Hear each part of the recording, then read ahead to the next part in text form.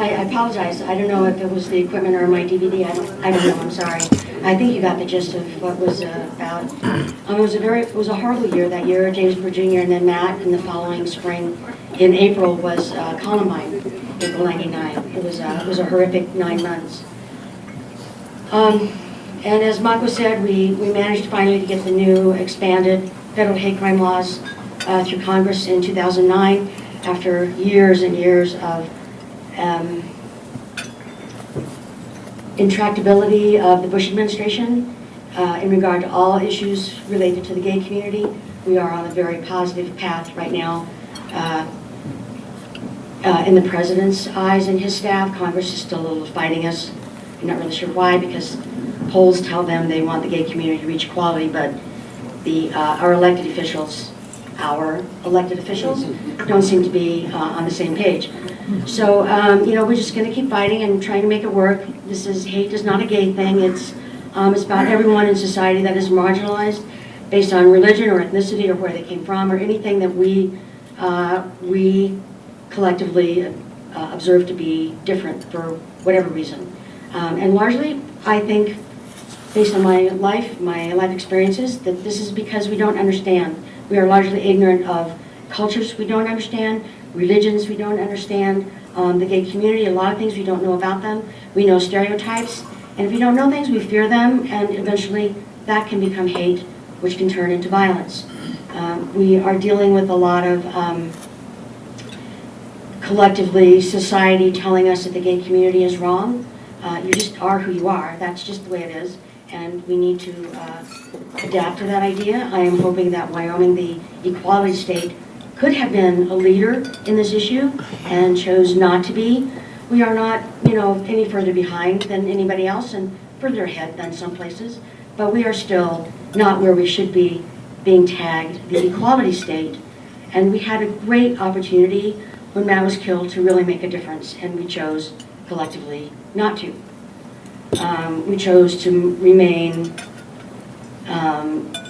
angry, bitter, blaming Matt for what happened, rather than owning it and using it to advance the cause and to show that we in Wyoming really do believe that everyone has a chance to be who they are. I always grew up here thinking that was the case. However, because we are so underpopulated, we are not exposed to diversity in great quantities and numbers. We don't know anything about people that we don't have in our communities. And that's really hard. It's really, really hard to try to convince people you need to learn about diversity and understand that it's important to the future of our state and our nation to welcome all kinds of humanity into our communities. It only benefits us. There's nothing about that hurts us. It's our ignorance that hurts us, and it's their ignorance that hurts us. So I am begging all of you to take a stand, write letters. Letters to the editor would be wonderful. Write your congressmen, your local representatives, your national representatives to make a difference. This is a really important thing to do. My folks, I was born and raised in Glen Rock. My parents were the post office in Glen Rock. Some of you may have known my brother, Jim Peck. He was here for years and years. We were raised Democrats. Somewhere along the line, my brother and my sister joined the dark side. I don't really know how that happened, but they did. But it was not the dark side of today. They are very progressive on social issues, and I really think that's only how a civilization survives, is to welcome all of its members. Being gay is not a choice. I mean, logically, why would you choose that? To be fired from your job, to be denied marriage, adoption, housing, loans, safety, security, why would you do that? You wouldn't. You are who you are, and that's just the way it is. And to continue to deny the gay community all of their civil rights is un-American to me. To still be able to be fired from your job because of who you are, and to not enjoy federal benefits because you are gay and not married. Well, hello, we don't let you get married. That is a mistake on our part. We are denying families and individuals security that we take for granted as members of the heterosexual community. And it's wrong, it's not fair, it's un-American. To me, this issue is a matter purely of civil rights. You're not in favor of gay marriage? Great, don't have one. Because to me, it's as simple as that. It's as simple as that. The community needs to be welcomed into our society. We are damaging our futures by continuing to teach our children hate and prejudice, because that's what we do. And now we have this ginormous issue of bullying in public schools and cyberbullying, internet, Facebook, phones, where there's a level of anonymity where kids think they can do whatever they want to each other and they can get away with it, largely based on the perception of being gay. Any child marginalized, that's where they get put, is that category of being gay. Indeed, gender identity that varies from the norm is open to bullying. It's a tragedy, and we need to call our public school system, call on them to do the right thing. We need to talk about our members of history and our members of society who are gay and are making a difference now and made a difference then. We ignore all the contributions the gay community made to our history and to where we stand now. Statesmen, politicians, artists, theater people, fine arts people, scientists, gay. Always been here, always will be here, and to deny acknowledgement is wrong. It's wrong. I know you all understand this. I'm not sharing anything with you that you don't already in your hearts know. Different generations are reacting differently to this. We are finding that, surprisingly, the younger generation kind of looks at us like, what's the big deal? But they've not grown up in a world where there has been that open prejudice, especially against the gay community or the African American community. Now, a lot is directed to the Latino community.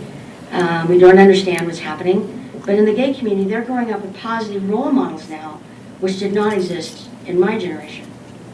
Now they see it. More and more, we see it. Kids are coming out younger and younger because they know who they are now. It's putting a lot of pressure on the public school system. They don't know how to deal with it. They don't know how to deal with parents. They don't know how to deal with the situation. They don't know how to deal with same-sex couples, with families. They don't know how to address the issue. But the most disheartening part of all of this to me is they are not making the effort to learn. They are ignoring the situation, thinking it'll go away, somebody else will deal with it. I have no gay kids in my school. Really? Are you serious? Of course you do. And you are damaging those children by not acknowledging that and not addressing the issues, not allowing your school counselors to address the issue, and just pretending it doesn't exist in your school or in your community or your church, because it does. And what happens is those kids grow up with no self-respect, no acceptance in society, believing that they are wrong. You are hurting society at large by not acknowledging that and by not putting up the fight. They have nowhere to go. They don't believe in themselves. It's a tragedy. It's a tragedy. And it's not an issue facing the gay community alone. It's all those kids in the system now are being bullied for whatever reason, and we're not addressing it in a way that works. We push it off on someone else. We give someone else the job of dealing with it. They don't know what to do. They're not getting cooperation from parents. You know, quite honestly, I don't know when parents got so much control of the public school system. I kind of don't remember that when I was a kid. If one parent didn't want his child to learn about some particular subject, they took him home. They didn't upset it for the whole school. I don't understand how that can happen now, but it is. It is happening now. And we're leaving a whole generation of kids behind who don't understand why they are not accepted for who they are, why we don't accept their uniqueness, their individuality. It's a wonderful thing to be who you are, and it's a more wonderful thing to be allowed to be that person, regardless. Uniqueness, eccentricity is a wonderful thing. It makes our society amazing and interesting and colorful and brilliant place to be. It's not a world of black and white. It's a world filled with grays. This is not a gray issue. This is the right thing to do. These are our fellow human beings, whether they are 5 years old or 100 years old. Many are afraid to be who they are because they think society will reject them, because we keep sending them that message that we don't want them to be gay. And if they are gay, we don't want to know about it. Well, why not? Does it make you uncomfortable? Well, just think how it makes them feel. This is an issue of humanity and kindness and empathy and acceptance, not tolerance. You tolerate bad hair days, not people. This is a matter of acceptance of everyone on our planet. We all have the same dreams and the same aspirations: security, success, to love and be loved in return. Not to be afraid to walk down the sidewalk holding the hand of someone you love, if it happens to be someone of the same sex. To be denied the right to marry and raise a family in security with all the federal benefits that come with that. You know, the gay community, they pay their taxes in full, one would hope. Maybe not all, but one would hope they do, as we hope all of us do. But they do not get all the benefits. There are over 1,000 tax codes in the federal tax now that they cannot take advantage of because they are not married. Even if they've been in a relationship, a committed relationship, or a state-sanctioned marriage, federally, they get none of these benefits because they are not in a marriage recognized by the federal government. Okay, nothing about that screams equality to me. That is not fair. And in companies that allow domestic partnership benefits or states, they get taxed on those benefits because it is a benefit, not an entitlement, as it would be if they were married. Okay, I'm sorry, that's wrong. It's not wrong, it's wrong and not fair. It's not American. It's not the America I grew up believing in. It's not what I learned about in civics class. And anyone out there who thinks that if they just don't talk about the gay issue, it'll just go away, that our kids won't ask questions about why Sally has 2 mommies or 2 daddies and they're 6 years old, y'all are just fooling yourselves because those kids know. They know. It's like pretending we don't have to teach sex education because, you know, they don't really need to know that till they're married. Seriously? Do y'all not remember what it was like to be 16? 15? 17? 20? We need to be teaching those things because it's no longer about unwanted pregnancy. It's about life and death now. Life and death. And to pretend those issues aren't out there, and if we don't talk about it, nothing bad will happen, well, we're just kidding ourselves if that's what we think. Because they do. We say we're protecting our children, but are we really? I don't think we are. We're keeping them in the dark. We're not preparing them to deal with the issues they face as adults. They need to be educated. They need to be in the know to survive. We all do. We all need to be in the know. And we need to talk about these issues, and we need to be in a safe environment to do it and not be afraid to be who we are. Is Wyoming behind the curve? No, I think they're just on the curve. Lacking in some states, ahead of some, as I said earlier. But you know, Wyoming does have a thriving gay community, even though we have no thriving gay bar or thriving gay organization that is out in the open so much as you would find in New York or Chicago or Denver. They're there. You may be afraid too. Is there something in the way you act that doesn't allow them to be who they are? The jokes you tell, the jokes you laugh at, the people you talk about, the way you react when other things happen? I think as society, that's what we do. We sort of talk out of both sides of our mouth at the same time. Yes, we recognize this is an issue that needs to be addressed, but we still tell those jokes, and we still say those words, and we still laugh at people who we don't understand. Well, this is a mixed message, and it's really not helping the situation.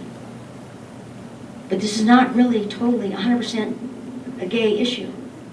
In my world, this is what I deal with now. But collectively, it's everywhere. It's Latinos, it's Muslims, it's Christians, it's everybody is under some kind of attack in the world. Not just here, but in the world. In Saudi Arabia, you can still be executed for being gay. Okay, well, why? I don't get that. I don't get why anybody thinks that being gay is somehow just beyond the pale, because it isn't. It's been here forever and always will be, but we don't understand it, we don't know anything about it. Because we don't want to. We're uncomfortable with it, or I don't know. Because it's what we don't see everywhere. Well, it's like the vicious cycle, right?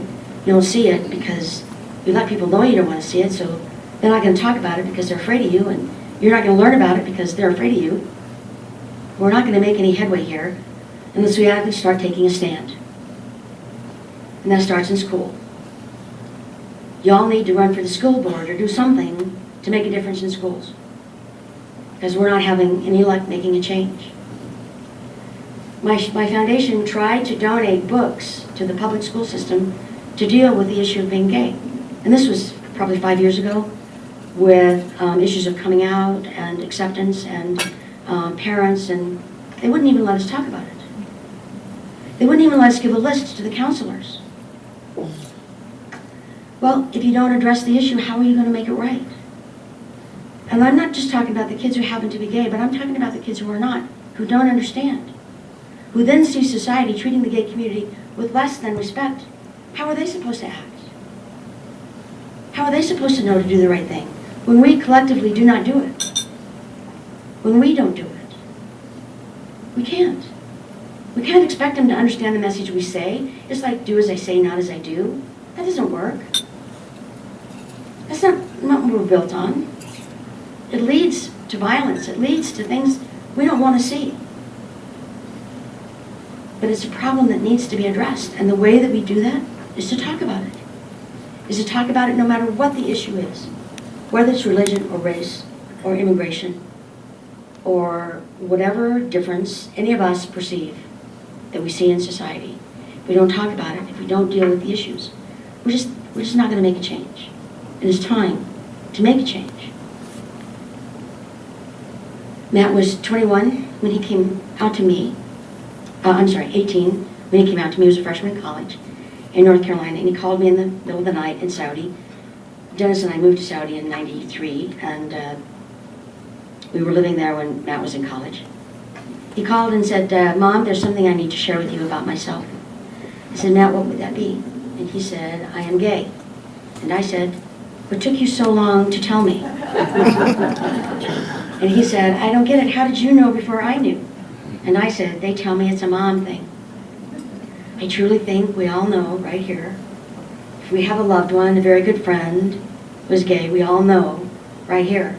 The hard part is bringing it up here, because that requires commitment, action, and education. It's easy to leave it back here as a notion. It's hard to bring it up here as a fact. But we all know. We do. Which means we should be ever more conscious about the things that we say and our behavior. Because we want to accept. We want to understand. I tell my friends in the gay community, I have thousands of friends, tens of thousands of people I know who are straight, who would love to be involved in advancing the rights of the gay community. But no one has asked them. We're all afraid of saying the wrong thing. We're all afraid of doing the wrong thing. We're just waiting to be asked to help, or to donate to the cause, or to be part of the movement. We're waiting to be asked. Please, please, educate us. Tell us what we can do to help. I know y'all are out there, and you're wanting that information. And we're finally figuring out a way to get it to you in a way that will relate to your own lives. In this conversation with Matt, he asked me to please not tell Dennis that he was gay. He thought that should be part of his own process to tell personally Dennis and Logan. So I agreed to not tell Dennis. But I told him anyway. And the reason that I did that is if anybody in here knows Dennis, you know that sometimes Dennis has a tendency to speak before he thinks. God love him. Y'all know somebody like that? Maybe y'all are like that.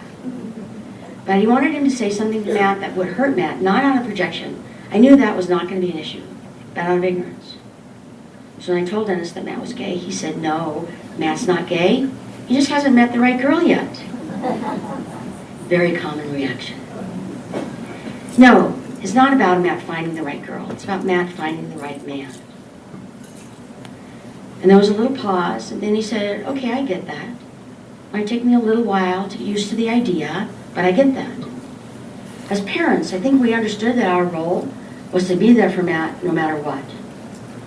I know that the parents of the two men who murdered Matt worry about them, love them, visit them, write them, call them, love them still. So if parents reject a gay child because of who he is, does that mean that being gay is worse than being a murderer?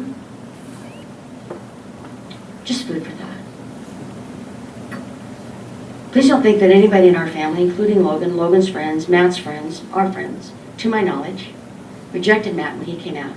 Maybe we all already knew. I don't know. What we did know was that Matt had not changed. He had not suddenly grown horns and a tail because he was gay. He was the same precocious young man he had always been. Exactly the same. No difference. We were going to be there for him no matter what. There is a kind of a grieving process because you think you have your life all planned out on this very well-traveled road, but you find yourself at a fork where you're going down the less traveled road, and that's fine. We knew Matt was going to be the teacher. We were going to be the students. Every day was going to be a brand new day. That was fine. That was cool. It was Matt. He was our son. We loved him. We didn't really have that much time to go down that less traveled road with him.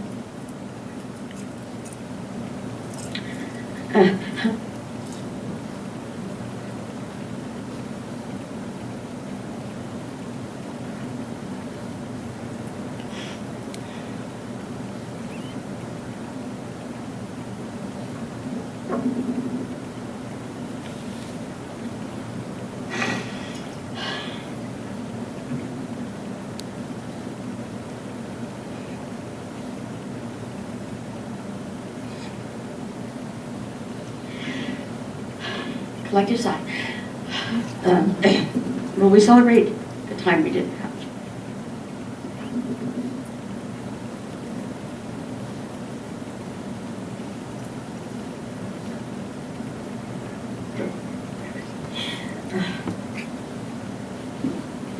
I'm so sorry.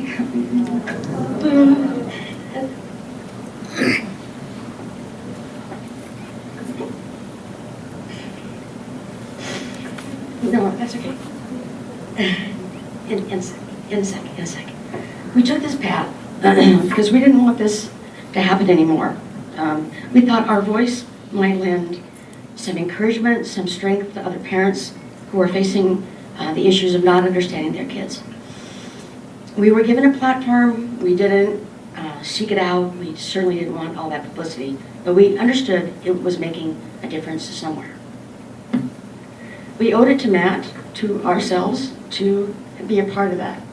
We certainly didn't think 13 years later we would still be here.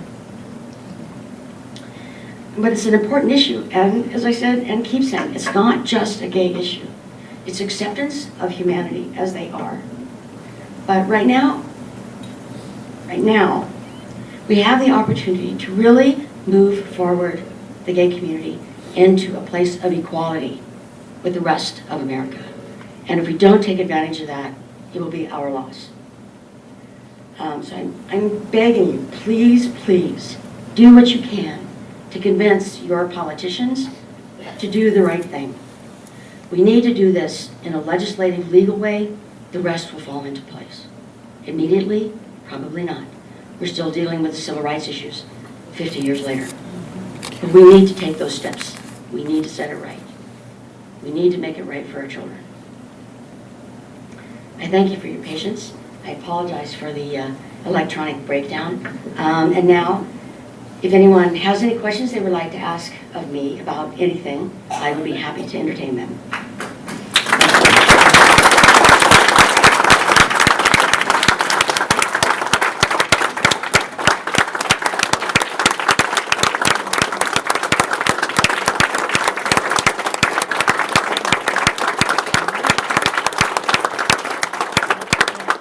Thank you very much. I appreciate that. That's very kind.